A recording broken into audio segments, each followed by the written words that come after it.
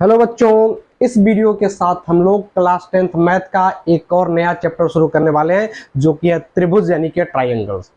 त्रिभुज यानी कि ट्रायंगल्स ये मुख्यतः ज्यामिति के अंतर्गत आता है और ज्यामिति में हम आगे वृत्त भी पढ़ने वाले हैं, यानी सर्किल भी पढ़ने वाले हैं और यहाँ पर ट्रायंगल दो पढ़ेंगे, उसके बाद सर्किल पढ़ेंगे। ये जो ज्यामिति है सामान्यतः क्या देखा होता है कि बच्चों के लिए बहुत कठिन माना जाता है, क्योंकि बच्चों को इसका नाम सुन के ही हालत खराब हो जाती है उनकी। तो उतना टफ भी नहीं है और उतना आसान भी नहीं है।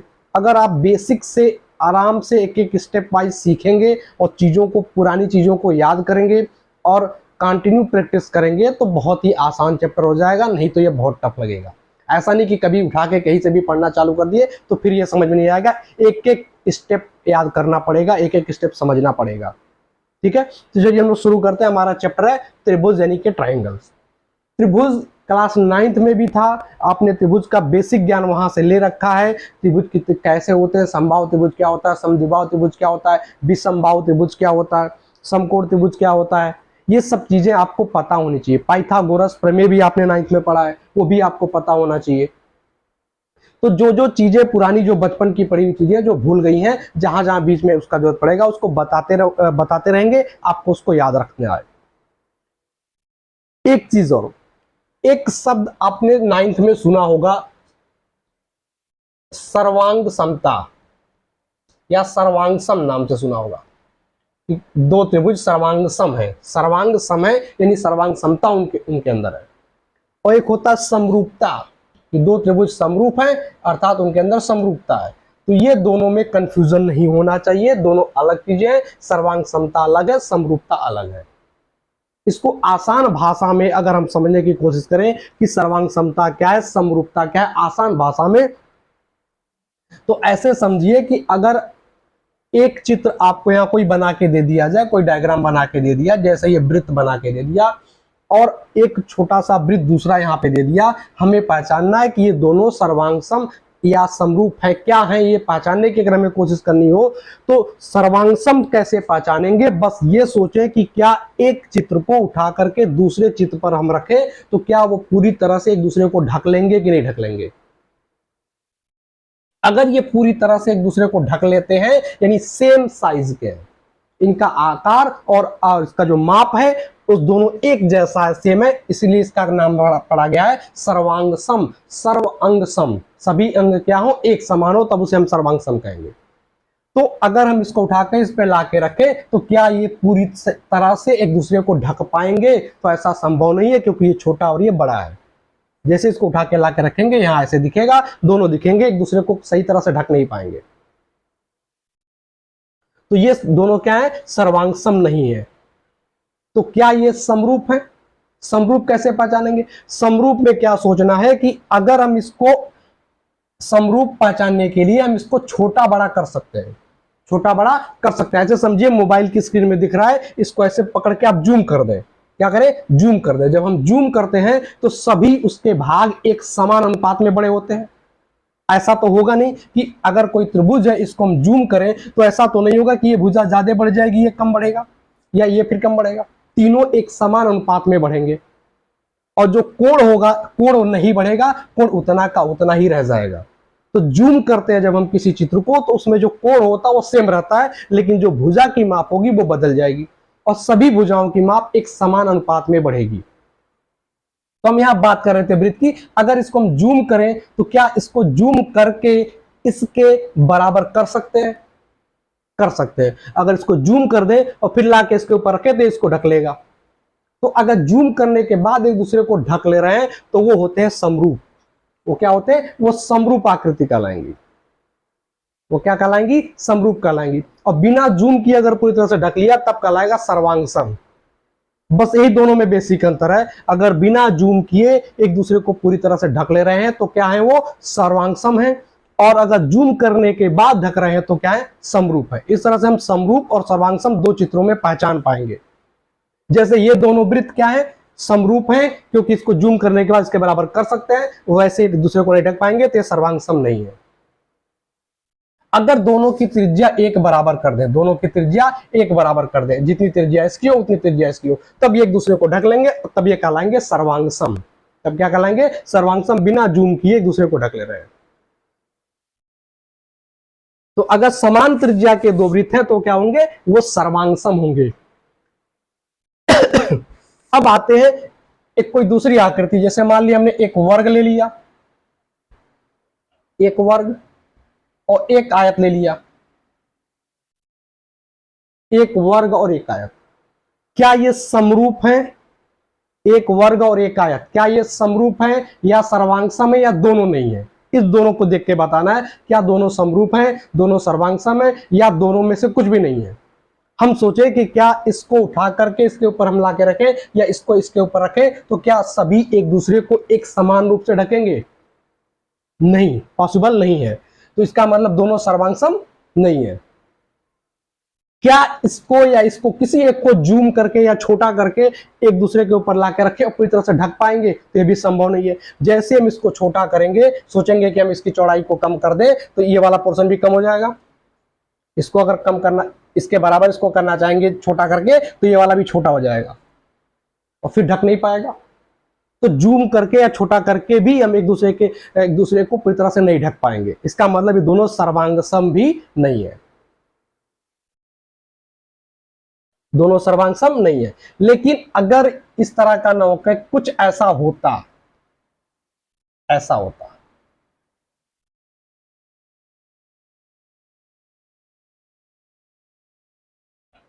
यानी चारों भुजाएं इसकी बराबर कर दिया, ऐसा कर दिया चारों भुजाएं बराबर है, इसकी भी चारों भुजाएं बराबर है, यानी दोनों वर्ग हो गए, दोनों वर्ग हो गए। अब क्या दोनों सर्वांग सम है? तो सर्वांग सम नहीं है। सर्वांग सम में हम क्या करते हैं? बिना जूम किए या छोटा किए एक दूसरे के ऊपर रख के देखेंगे क्या ढक पाएगा, तो नहीं। इसका मतलब सर्वांग सम नहीं है। समरूप के लिए हम क्या करते हैं? छोटा बड़ा कर सकते हैं। तो क्या इसको हम थोड़ा सा छोटा कर दें तो इसके बराबर आ जाएगा? आ जाएगा। एक वर्ग को अगर हम छोटा बड़ा करें तो किसी भी वर्ग, छोटे वर्ग के बराबर या जूम करके बड़े वर्ग के बराबर कर सकते हैं। तो तब क्या होगा? दोनों ही हो जाएंगे समरूप। दोनों क्या हो जाएंगे? समरूप हो जाएंगे। वर्ग के लिए ठीक है। अब चले, अगर हम दो आयत लेके सोचें, दो आयत, एक आयत ये है, दूसरा आयत ये है। क्या दोनों सर्वांग सम है?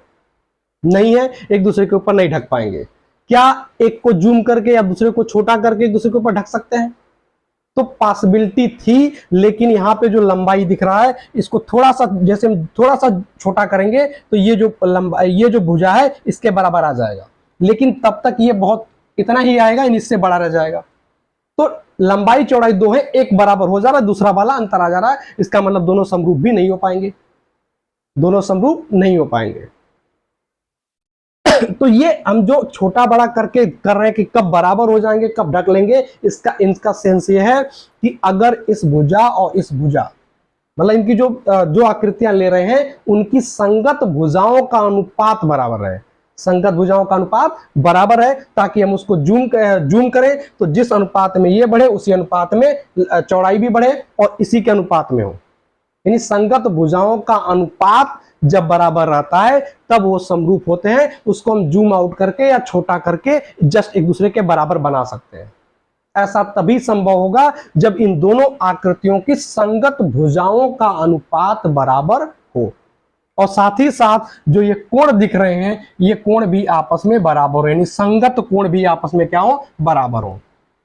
अगर चार कोण की आकृति है तो इसके भी चार कोण, उसके भी चार कोण, एक एक कोण आपस में बराबर होने चाहिए, चारों के, इसके चार और उसके चार। तो एक इसका संगत ये हो गया, इसका संगत ये हो गया, इसका संगत ये हो गया, ऐसे इसका संगत ये हो गया।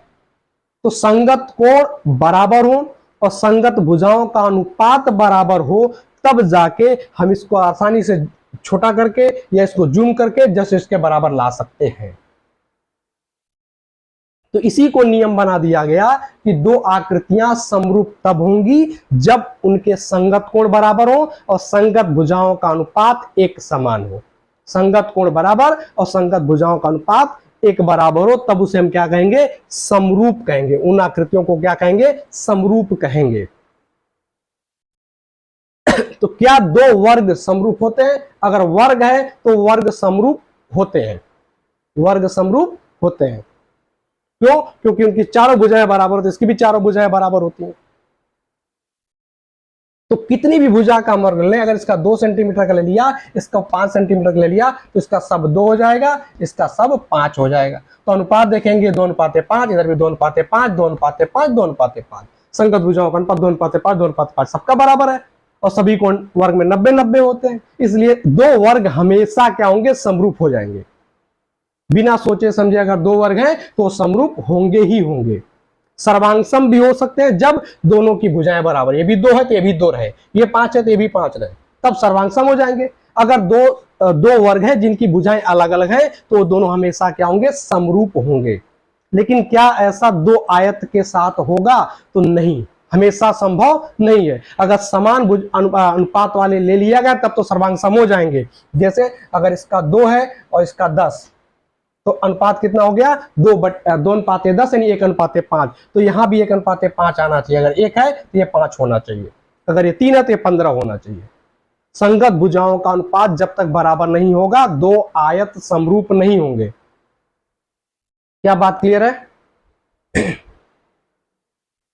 तो दो आकृतियां समरूप कब होंगी? जब संगत कोण बराबर होंगे और संगत भुजाओं का अनुपात समान रहेगा, तब हम दोनों आकृतियों को समरूप कह सकते हैं।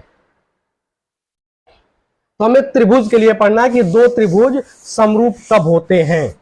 तो हम नोट करके लिख सकते हैं, दो त्रिभुज, पहला पॉइंट लिखेंगे, दो त्रिभुज समरूप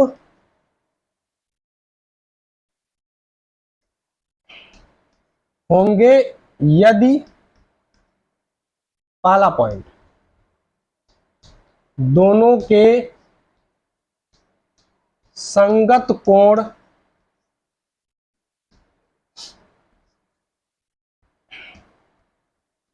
समान हो यानी बराबर हो, और दूसरी शर्त क्या है? संगत भुजाओं का अनुपात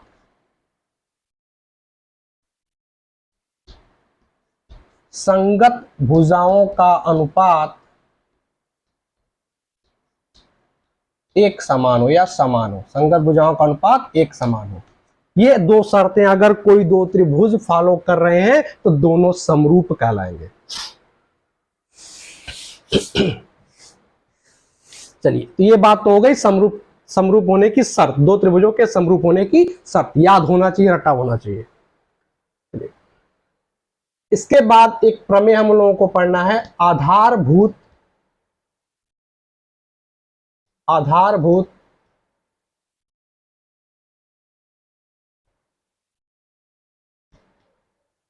समानुपातिकता प्रमेय, जिसे थेल्स थ्योरम के नाम से आजकल जाना जाता है। थेल्स प्रमेय या थेल्स थ्योरम इंग्लिश में, ठीक, थेल्स प्रमेय के नाम से जाना जाता है। इंपॉर्टेंट प्रमेय है, इंपॉर्टेंट है, इसको पता होना चाहिए। क्या है ये प्रमेय? ये प्रमेय कहता है कि अगर एक त्रिभुज है, उसमें कोई एक रेखा किसी एक भुजा के समांतर अगर खींच दी जाए और वो शेष दोनों भुजाओं को विभाजित कर रही हो, तो जो विभाजन का जो अनुपात होगा वो एक समान होगा। मतलब क्या है? इस थ्योरम का कहने का मतलब है कि अगर कोई त्रिभुज है, इसमें किसी एक भुजा, जैसे ये भुजा हमने लिया, इसके समांतर एक रेखा खींच दी गई, इस भुजा के समांतर एक रेखा खींच दी गई जो इन दोनों भुजाओं को दो बिंदुओं पे काट रहा है, यहाँ दो बिंदुओं पर प्रतिच्छेदित कर रहा है। तो ये जो भुजाएं प्रतिच्छेदित हुई हैं वह समान अनुपात में प्रतिच्छेदित होंगी, मतलब इसका और इसका अनुपात उतना ही आएगा जितना कि इसका और इसका आएगा। इसी को हम लोग क्या बोलते हैं? थेल्स प्रमेय बोलते हैं। तो इस प्रमेय को लिखेंगे कैसे? कथन भी इसका याद लिखना आना चाहिए। तो क्या कथन लिखेंगे इसका? यदि कोई रेखा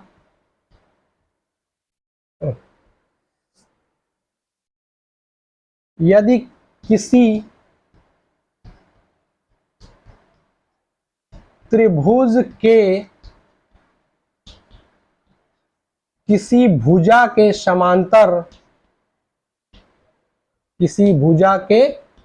समांतर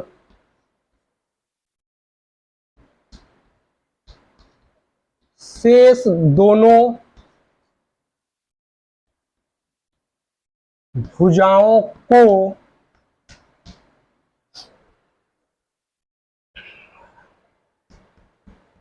भिन्न भिन्न बिंदुओं पर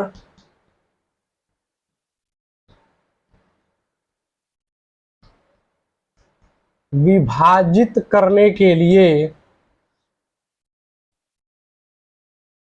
या प्रतिच्छेदित भी लिख सकते हैं, प्रतिच्छेदित लिख देते हैं, भिन्न भिन्न बिंदुओं पर प्रतिच्छेदित करने के लिए, प्रतिच्छेदित करने के लिए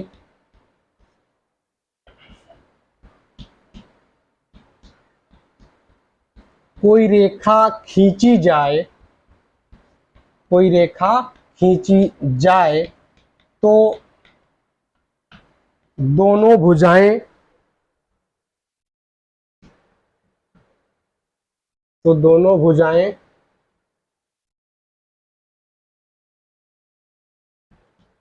एक समान अनुपात में,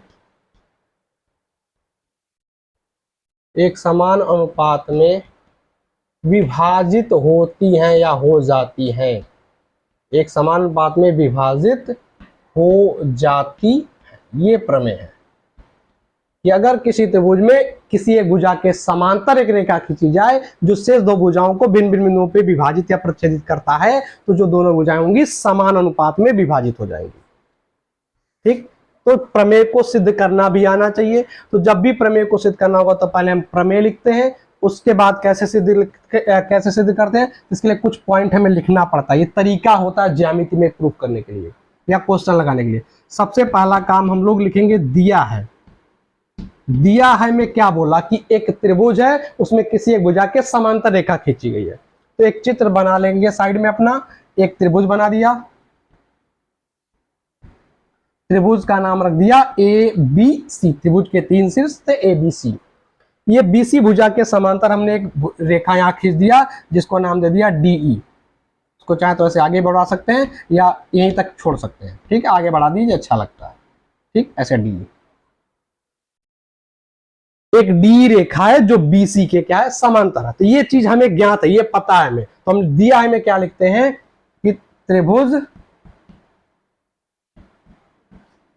ए बी सी में, त्रिभुज एबीसी में क्या पता है कि बीसी के समांतर डीई है, डीई समांतर है बीसी के। डीई, ये जो दो ऊर्ध्वाधर लाइन दिख रही है खड़ी लाइन, ये समांतर का चिन्ह है। ये दोनों भुजाएं जो डीई और बीसी रेखा वो क्या है, एक दूसरे के समांतर है। ये दिया हुआ है।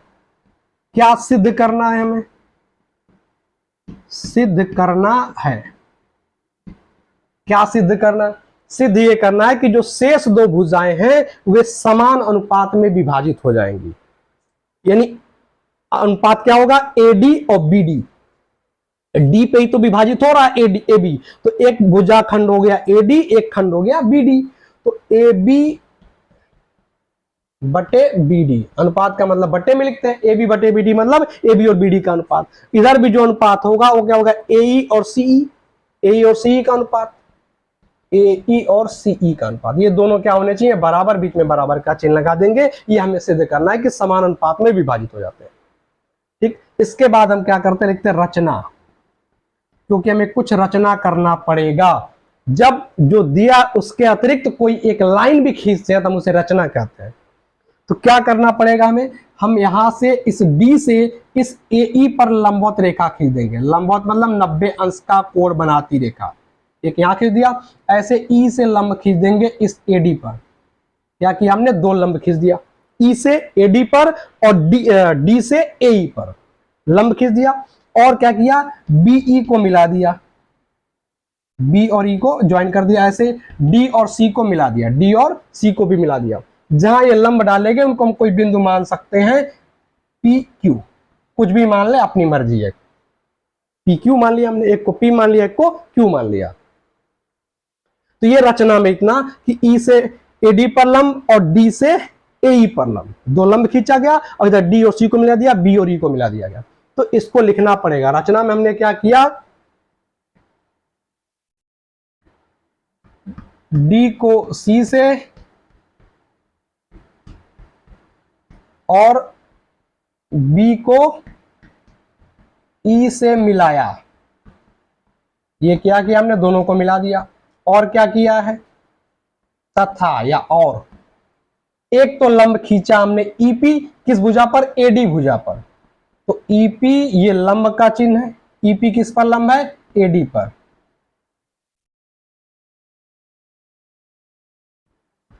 एक लंब और खींचा है, कहां खींचा है, ये डी क्यू लंब खींचा गया एई पर। तो डी क्यू लंब खींच दिया एई पर, खींचा खींचा। ये दो काम हमने किया है, हमारी रचना में आ जाएगा। अब आप लिखते उपपत्ति।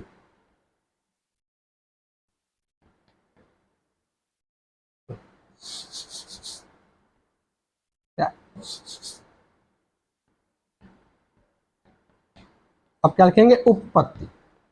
उपपत्ति, चले अब उपपत्ति में क्या लिखा जाएगा। अब इसके बाद हम लोग क्या करेंगे, अब वो चीजें लिखेंगे जो हमें पता है। तो चूंकि जगह कम है तो आप इतना का स्क्रीनशॉट ले लें, या आप हो सकता है नोट कर चुके हो, तो हम मिटा करके ऊपर हम उपपत्ति करने जा रहे हैं। ये ऊपर का इतना पोर्शन मिटा दे रहे हैं, आप स्क्रीनशॉट ले लें, फिर नोट कर लीजिएगा।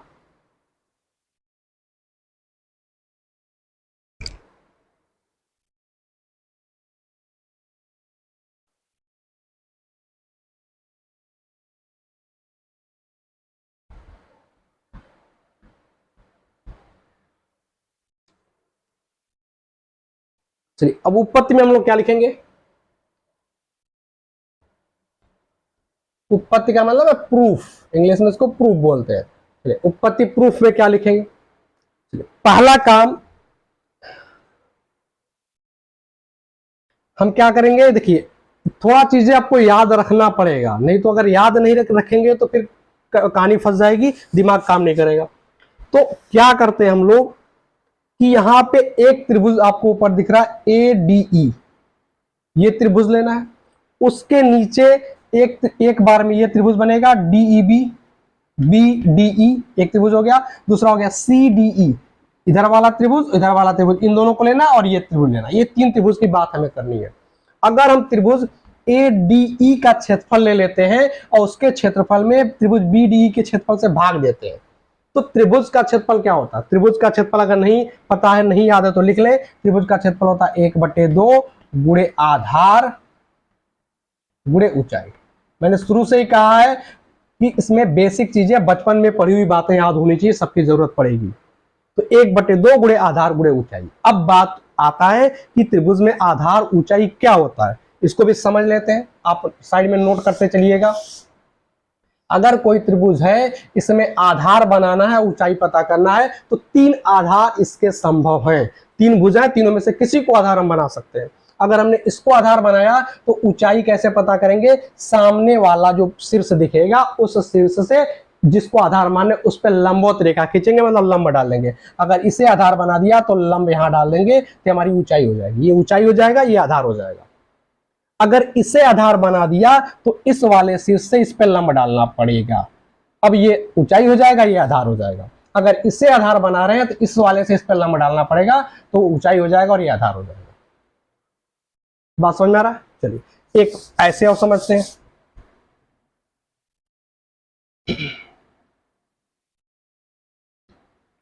ये त्रिभुज है,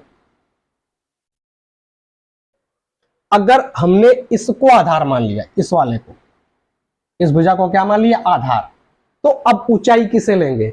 तो आधार का कांसेप्ट वही है, ऊंचाई का कांसेप्ट वही है। जो भुजा आधार मान लिए उसके सामने वाला शीर्ष ये है, इससे उस आधार पे लंब डालना है। तो अब लंब यहां डालेंगे तो इधर तो जाएगा नहीं, लंबवत रेखा खींचनी है तो 90 तो यहां बनेगा, इधर चला जाएगा ये। तो ये ऊंचाई हमें नापनी पड़ेगी, ये हमारा ऊंचाई होगा और ये आधार होगा। आधार यहीं तक रहेगा, इसको पीछे मत बढ़ा लीजिएगा, आधार यहीं रहेगा। जो पहले त्रिभुज की भुजा था ये आधार हो गया और ऊंचाई ये हो गया। मतलब लंब बाहर भी जा सकता है, तो जो नहीं कि त्रिभुज के अंदर ही दिखाई दे। तो इस तरह से हम आधार और ऊंचाई निर्धारित करते हैं और फिर 1/2 गुणे आधार गुणे ऊंचाई से हम त्रिभुज का क्षेत्रफल निकाल लेते हैं। चलिए तो हमारे पास त्रिभुज है ए डी ई। इस त्रिभुज का क्षेत्रफल लिखना चाहते हैं तो लिखने का तरीका क्या होता है, या तो हिंदी में लिखिए पूरा कि त्रिभुज ए डी ई का क्षेत्रफल, या फिर ए आर, AR, और कोष्टक में क्या लिखिए ADA कैपिटल में, ADE, ADE मतलब हो गया त्रिभुज ADE का क्षेत्रफल, त्रिभुज ADE का एरिया क्षेत्रफल, ठीक, बटे ये त्रिभुज हो गया। इसके नीचे त्रिभुज है BDE, इसका ले लेते हैं त्रिभुज BDE, इसका क्षेत्रफल ले लिया। अब इसको सॉल्व करते हैं।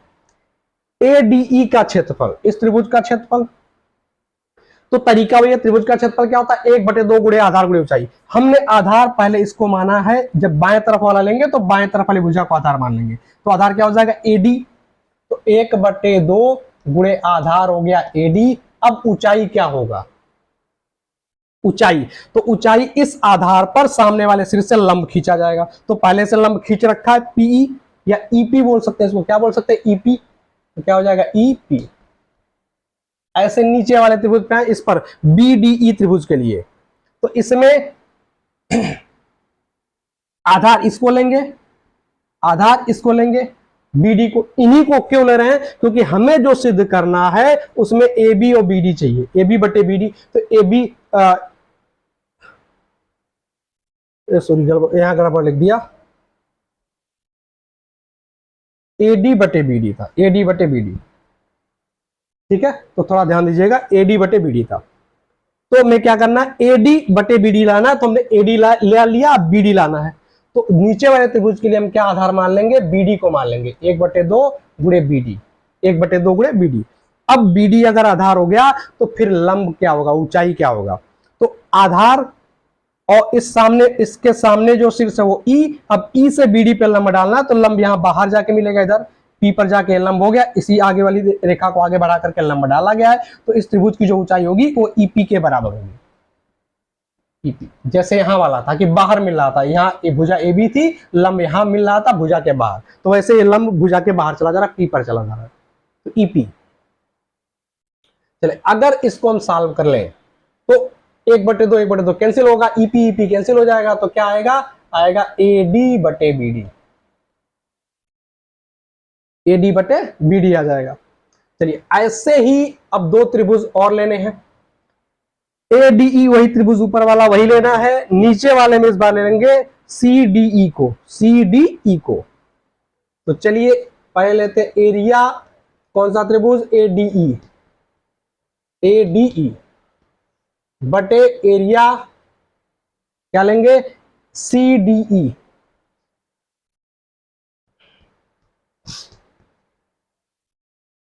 CDE।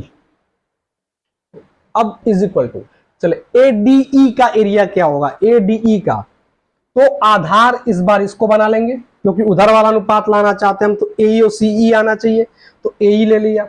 अब अगर ये आधार ले लिया तो ऊंचाई बदल जाएगी, अब ऊंचाई क्या होगा, इसके सामने वाले सिर से खींचा गया लंब, तो DQ इस बार लेना पड़ेगा, तो 1/2 गुणे AE और गुणे DQ, नीचे वाले त्रिभुज के लिए 1/2 आधार, आधार लेंगे EC को या CE को, तो लंब क्या होगा, अब देखें CE के सामने जो शीर्ष है वो क्या है, वो D है, इस त्रिभुज की बात कर रहे हैं, तो CE के सामने ये D शीर्ष है, इससे लंब खींचा गया, ये क्या DQ, जो इसको आगे बढ़ाने पे मिल रहा है, तो DQ। इसको भी सरल करेंगे, DQ कैंसिल, 1/2 कैंसिल, तो AE बटे CE आ रहा है, AE बटे CE आ रहा है।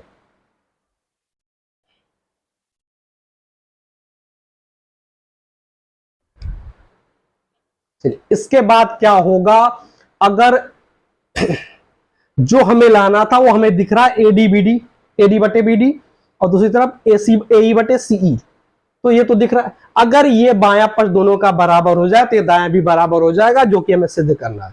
तो किसी तरह से हमें बाएं पक्ष को बराबर सिद्ध करना होगा, दिखाना होगा कि दोनों बराबर हैं।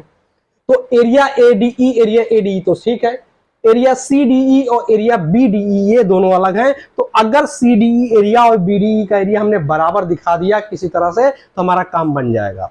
तो बराबर होता है, कैसे होता है, इसके लिए हमें एक चीज बेसिक कॉन्सेप्ट पता होना चाहिए, जो बचपन में पढ़ा है कि अगर एक दो त्रिभुज इस प्रकार से हो कि दोनों का आधार सेम हो, दोनों का आधार सेम हो, मतलब एक भुजा दोनों में सेम हो, जैसे भुजा हमने ले लिया, अब इससे दो त्रिभुज इस प्रकार से बने जाएं जो क्या हो, दो समांतर भुजाओं के मध्य स्थित हो, दो समांतर भुजाओं के मध्य स्थित। जैसे एक समांतर ही हो गया, एक समांतर ही हो गया, दो समांतर रेखाएं हो गई।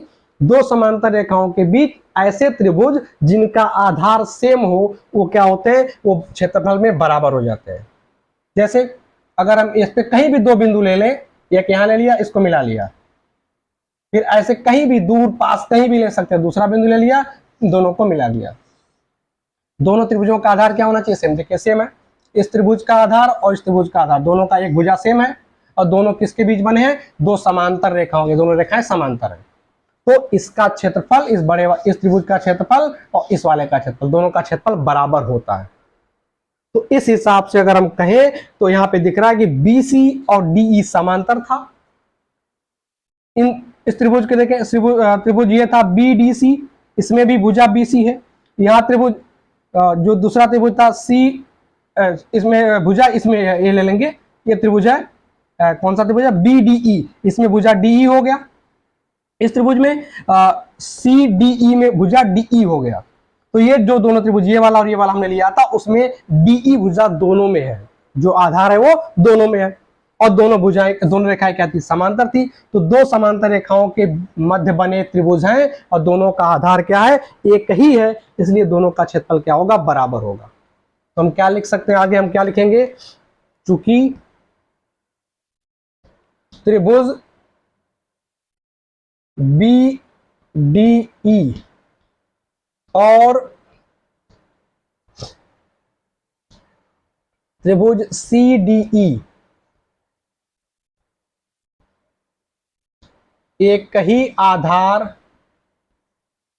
DE पर दो समांतर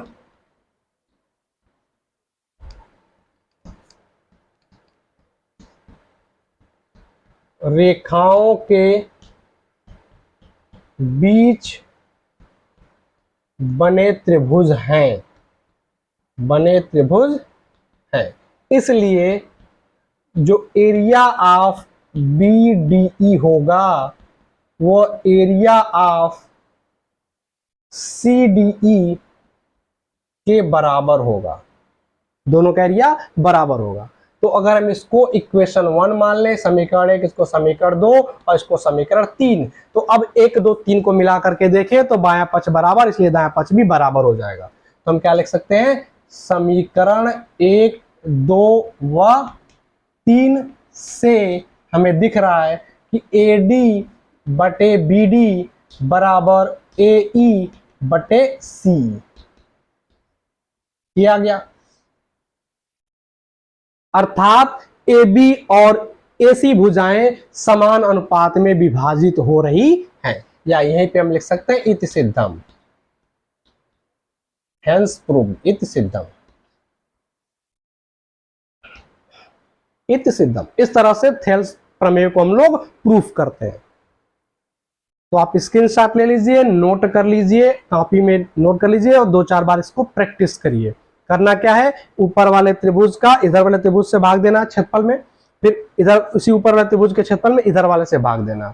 जब पहली बार कर रहे होंगे इधर वाले के लिए तो आधार इसको लेंगे, इधर वाला साइड करेंगे तो आधार इसको लेंगे। और फिर एक चीज याद रखेंगे कि अगर दो त्रिभुज दो समांतर रेखाओं के बीच बने हों और दोनों का आधार जो रहे सेम रहे, तब दोनों का क्षेत्रफल भी बराबर होता है।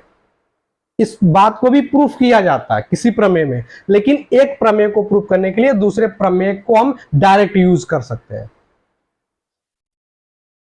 अब तो हो गया, थेल्स प्रमेय हो गया। क्या फायदा है इसका, इसके क्वेश्चन सब लोग अगले वीडियोस में करेंगे, लेकिन एक सिंपल सा उदाहरण देके बता रहे हैं क्या फायदा होगा, किस तरह के क्वेश्चन से हम लोग कर सकते हैं। कि अगर एक त्रिभुज दिया है, यहाँ पे कह दे भुजा समांतर है, ये भुजा 2 है, ये भुजा 3 है, तो ये अगर ये 1 है तो ये बताना कितना होगा, ये 2 है, ये 3 है, ये 1 है, तो ये बताना कितना होगा। ऐसे क्वेश्चन को हम थेल्स प्रमेय की सहायता से सॉल्व कर सकते हैं कि इधर का अनुपात इधर के अनुपात के बराबर होना चाहिए, तो इधर 2/3, इधर 1/, इसको हम x मान लेते हैं, बटे x का मान निकाल सकते हैं हम लोग, इसको सॉल्व करके x का मान निकाल सकते हैं। तो ऐसे क्वेश्चन को थेल्स प्रमेय की सहायता से हम लोग हल करेंगे। तो क्वेश्चन की बात हम लोग अगले वीडियो में करेंगे। इसके पहले हम इसका उल्टा सोचते हैं कि क्या इसका उल्टा भी संभव है, क्या इसका व्युत्क्रम संभव है कि नहीं संभव है। तो चलिए इसका थेल्स प्रमेय का व्युत्क्रम देखते हैं, या विलोम, थेल्स प्रमेय का विलोम।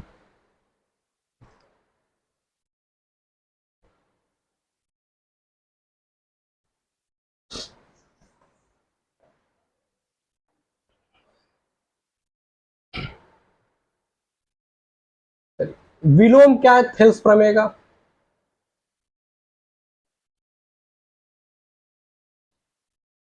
विलोम मतलब उल्टा।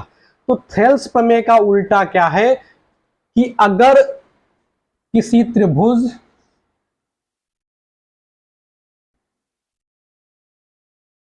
की दो भुजाओं को कोई एक रेखा विभाजित कर रही हो, और दो रेखाओं को दो भुजाओं को प्रतिच्छेदित कर रही हो और समान अनुपात में विभाजित कर रही हो।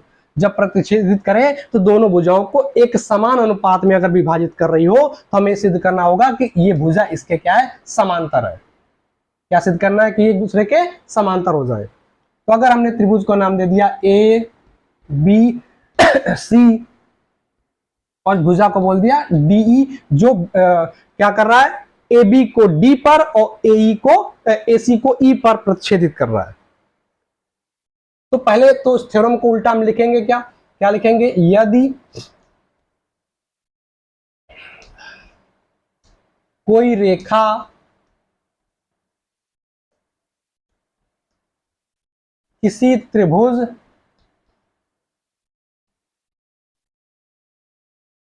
की दो भुजाओं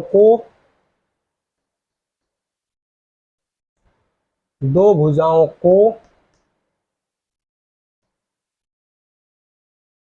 एक समान अनुपात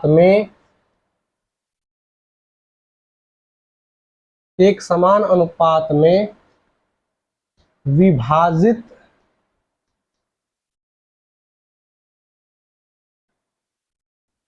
कर रही हो तो वह तीसरी भुजा के समांतर होगी। तो वह तीसरी भुजा के समांतर होती है, होगी कुछ भी। ये प्रमेय है। समांतर क्या होगा, तीसरी भुजा के समांतर होगा, ये हमें प्रूफ करना है। तो हम लोग क्या लिख सकते हैं, हमें सिद्ध करना है कि डीई बीसी के क्या है, समांतर है। क्या सिद्ध करना है, हमें ये सिद्ध करना है, पहली बात दिया क्या है उसको नोट करेंगे। दिया क्या है, दिया है कि त्रिभुज ए बी सी में डीई क्या कर रहा है, इन दोनों को भुजाओं को ए बी और बी डी को समान अनुपात में विभाजित कर रहा है। इसका मतलब अगर अनुपात देखें तो उधर ए डी और बी डी का अनुपात होगा, ए डी अनुपात है बी डी, और उस तरफ क्या होगा, ए ई अनुपात सी, ए ई अनुपात सी। ये हमें दिया हुआ है, हमें सिद्ध करना है,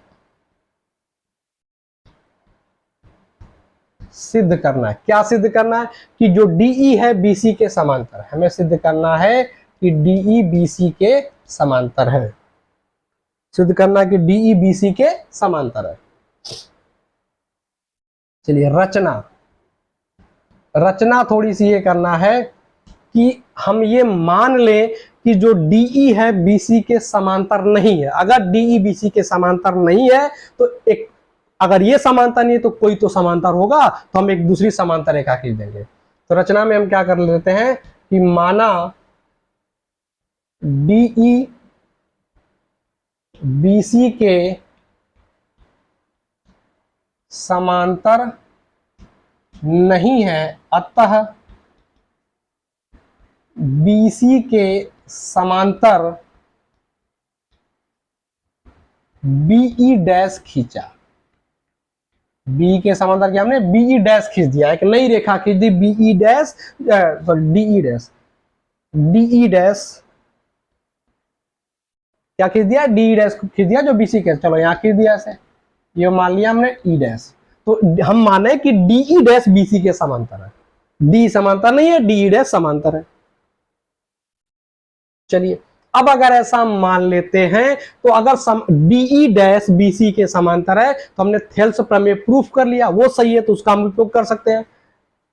तो उत्पत्ति में हम क्या लिखेंगे,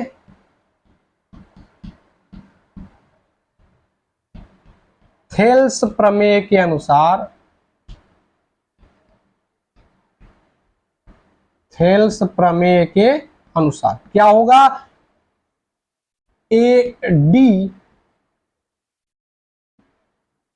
बटे B D is equal to A E dash बटे सीई डैश। क्यों, क्योंकि हमने रचना किया है कि डीई डैश हमारा बीसी के समांतर है। चाहे तो यहां चूंकि में हम कोष्टक में लिख सकते हैं कि बीसी समांतर किसके है, डीई डैश के। कहां से है, रचना से। इस बात को भी क्लियर करना चाहते हैं तो रचना से लिख देंगे। ठीक, छोटे छोटे पॉइंट बगल में लिख सकते हैं और ज्यादा चीजों को स्पष्ट करने के लिए। चले इसको मान लेते हैं समीकरण नंबर 1, ये हो गया। इसके बाद हमारे पास क्या चीज है, एक चीज और हमारे पास है कि ए डी बटे बी डी बराबर ए ई बटे सी, ये समीकरण नंबर 2 है। ये कहां से आया, ये थ्योरम में दिया था, थ्योरम के कथन में ही दिया है कि जो भुजा डीई है, दोनों भुजाओं को, जो रेखा डीई है, दोनों भुजाओं ए बी और डी ए सी को समान अनुपात में विभाजित कर रही है। ये इसके बगल में क्या लिख देंगे, दिया है। ये हमें कथन में ही ज्ञात है, जो थ्योरम का कथन है उसमें ये दिया है। अब अगर ध्यान से देखें समीकरण 1 और 2 को, तो बायां पक्ष बराबर दिख रहा है, फिर दायां भी हो जाएगा बराबर। तो समीकरण 1 व 2 से, समीकरण 1 और 2 से बायां पक्ष बराबर, दायां भी बराबर कर लेंगे। तो ए ई बटे सी ई बराबर ए ई डैश बटे सी ई डैश, ये आ जाएगा। अब क्या करेंगे, इसमें दोनों तरफ हम एक जोड़ देंगे, दोनों तरफ एक जोड़ दें।